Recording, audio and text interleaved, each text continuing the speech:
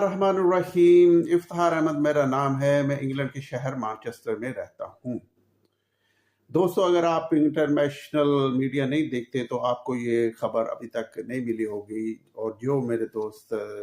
International media वगैरह देखते हैं तो उन्हें अभी तक ये खबर का पता चल गया होगा कि ऑस्ट्रेलिया के एक बीच पर जहाँ पे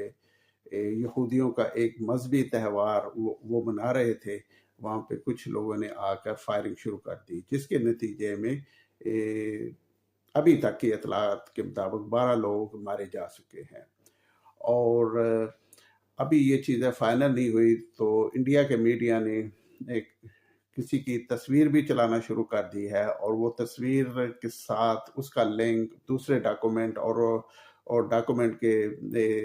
ज़रिए वो पाकिस्तान का इसके साथ लिंक वगैरह बना रहे हैं। ये वही बात है कि इंडिया वाले किसी भी जगह पे कुछ भी हो जाए तो वो उनका जो मीडिया है जो पाकिस्तान के लिए बहुत ज़्यादा एक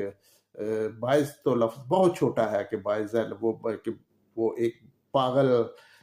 किस्म का उनका मीडिया है जो सिर्फ और सिर्फ उसमें पाकिस्तान के ख़िलाफ़ अगर किसी दुनिया में भी वाक़या हो तो वो उसे बग़ैर तहकीकात के, बग़ैर कुछ देखे सुने, वो पाकिस्तान के साथ लिंक कर देता है। ये बहुत अफसोसनाक वाक़या हुआ है कि जहाँ पे बहुत सारे लोग मारे गए हैं। तो इधर जहाँ पे ये खबर है कि जो इंडिया बकौल इंडिया के ये पाकिस्तानी है, वहाँ पे एक अहमद नामी शख्स ने बड़ी बहादुरी का मुजाहरा करते हुए वो भाग के आया। जो लोग गोलियां वगैरह चला रहे थे तो उसने एक जो दहशतगर्द था उससे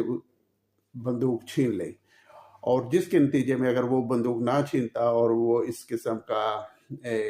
बहादुरी का मुजाहरा ना करता तो यकीन जाने कि इससे और भी